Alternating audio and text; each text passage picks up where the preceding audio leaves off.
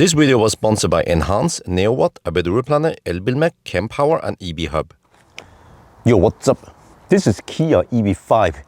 It's only a 4.6 meter long car, but it has the space of a Model Y that is 4.8 meters long. So quite interesting.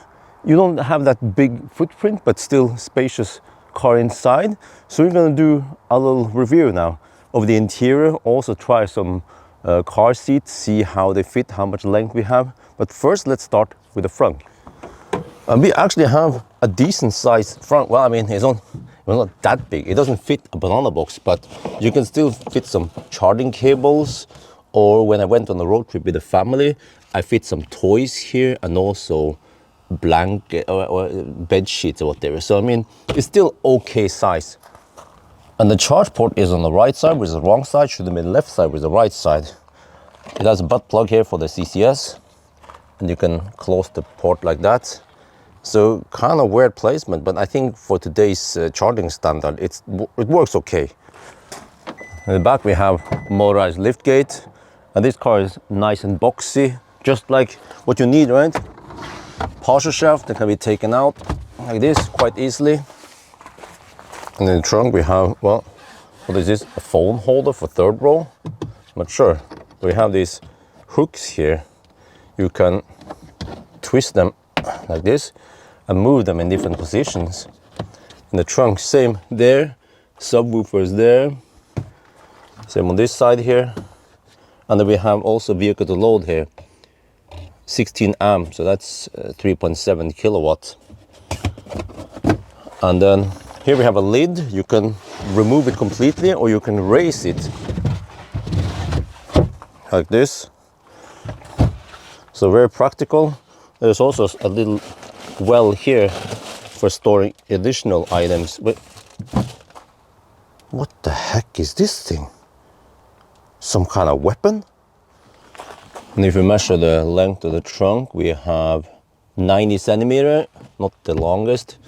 Here we have 102 centimeter, and then slightly wider in this section here, and then it becomes 122 centimeter. The height here is 85 centimeter, and then the opening here is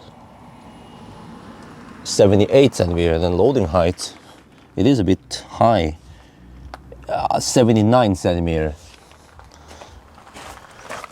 And the rear seats can be reclined. Yeah, this handle, well, we are now in the most laid back position, but you can take it up. This is kind of weird. Normally it will click. Well, I mean, it clicks there.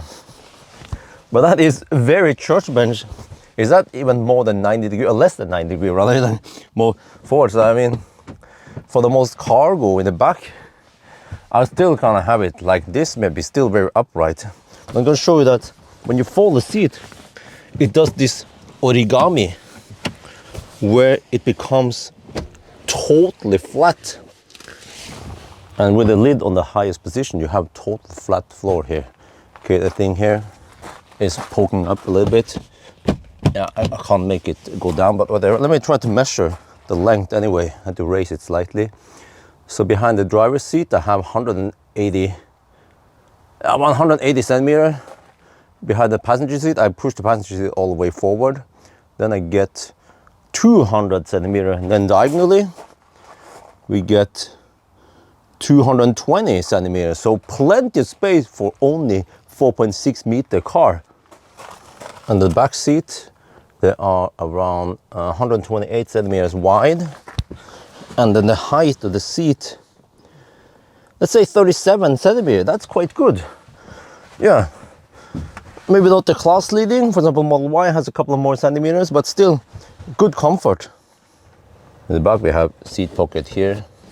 Same on this side. USB-C. Well, yeah, here and here. Yeah, Kia style. We can put the feet under the front seat. We have manual air vents. We can adjust HVAC in the back. We have this. Let me see. Yeah. Now it's like this. Okay. We have this, I don't know what you call it, this shelf thing where you can put stuff in here, which is great, but it then makes the front there slightly smaller, I prefer to have that front bigger than the rear, but that's just me. Okay, we have button here for seat heater. Let me see. Okay, ambient light-ish, just a little strip there, also a little strip in the front. But let me check here. How far does the window go? Well, it goes fairly far. That's good. Yeah, some cars goes all the way down. Some cars goes not that far down. So here is okay. And then no glass roof here. Just some manual lights here. We have the handles on all doors except for the driver's door. And then what about door closing sound? Oh, plenty of headroom.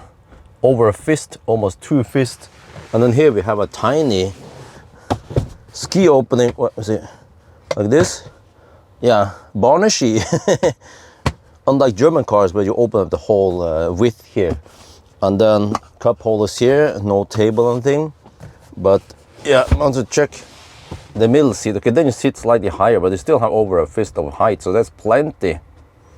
Let's test the speed of the USB. That side first. See, the problem is that it provides only 9 volts, 3 amps. So, yeah, this cable is capable of more power, 5 amp at least. But you see, this is not enough voltage to charge my laptop or my Jovo fridge. Switch to the other side just to test.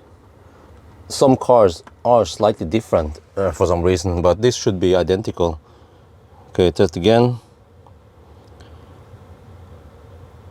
Yeah, same day, 9 volt. Yeah, so when I did the road trip with the family, I tried to plug the Jovo fridge in one of these. It didn't work, it just kept beeping.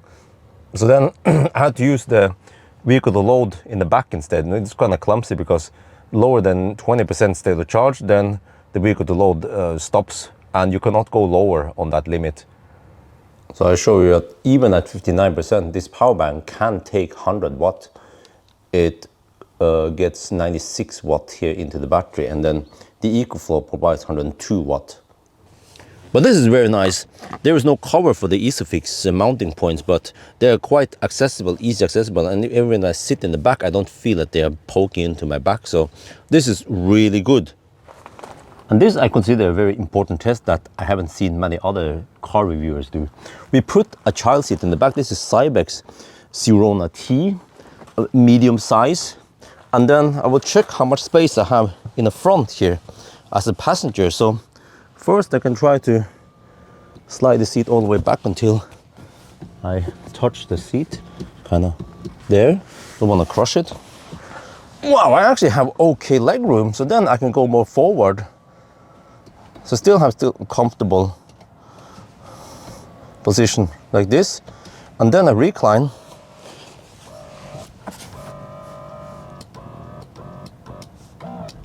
There, it makes some weird sound, this. Like it's broken. But there. Okay, maybe not the best comfort I felt in some car, but I mean, it's still good. It's still acceptable. On the front, we also have electric adjustable seats with memory. You see, this side doesn't do that weird when you just tilt. Maybe something wrong with that side. And then we have recall button here. And then just like other Kias, the head, the sun visor will pivot, but also extend, which is very useful. Door closing sound. That's nice. So we have buttons here for steering wheel heater, and also we have seat heater there, seat ventilation there, and then 2 memory settings. So you see that this car just has loads of buttons. Buttons there, buttons here, buttons here, buttons here. This is for switching between communication on and off. Buttons here, so loads of buttons. Still touchscreen, but not that big. So, okay, later. So it's not that customizable, unlike in the X-Bang and the Seeker, where you can have hotkeys on the edge here, swipe down. This is just, okay, very little. Yeah, so in a way, this infotainment is kind of dinosaur compared to the Chinese cars nowadays, at least some of the Chinese cars. So it doesn't have camp mode, keep climate on. Well, it has utility mode, but you cannot lock the car. It's supposed to be when you are inside camping or something, right? So yeah, but I mean, it's just, okay, if you want some of this, like physical handles for regen and stuff, you know, yeah, then this is great. At least there is no haptic shite here. It's just physical buttons for everything, so that's good. And also even a drive mode there, so you can go into sport mode and my drive and snow and eco. Yeah, okay, so all is good. And then here we have two cup holders. We have wireless charging pad there. We have this, let me move this a bit. Yeah, the perforated seats, of course. Nice, okay side support. Not the best, it's not sport seats. But here we have just a little storage space here. This is where I would like to have it bigger, but this is my personal preference. But I mean, just the fact that you can do this to change temperature, I mean, yeah, why not? It's better. You have the physical feedback rather than having to touch on the touch screen, you know? So that's great. Quite big storage here in the middle though, great. And it has this side thing, it has this rubber surface here so things doesn't move around too much. We still have the 12-volt outlet, I call it, but I think it's technically called cigarette light outlet here. It's 180 watts, so it's 15 amp fuse. We have one USB-C there, another one here that has communications. You just switch it on and off like this. Okay, let's test this port first. Is it faster though? Well, no, still that 9 volt, 3 amp. Oh, that's a bit disappointing.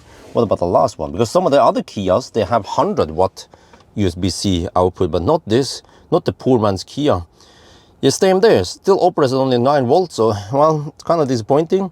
But what you can do is you can buy this adapter, put it in there. You see this beast from the east, it's made in Taiwan. It has gold plated contacts and one USB-C that fastest, another USB-C and also USB-A. So when you plug this in here, see, it will illuminate, and then when you plug it in on that port, then we will get some proper power, also proper voltage. It should go to 100 watts. You see, 20 volts, that's what we need. Okay, it does take some time to just re-engine, but you have high enough voltage to charge your laptop or even run the fridge. And the fridge, the Joba fridge, has long enough cable to stretch it all the way to the front here. Look at that. That is proper power, yeah.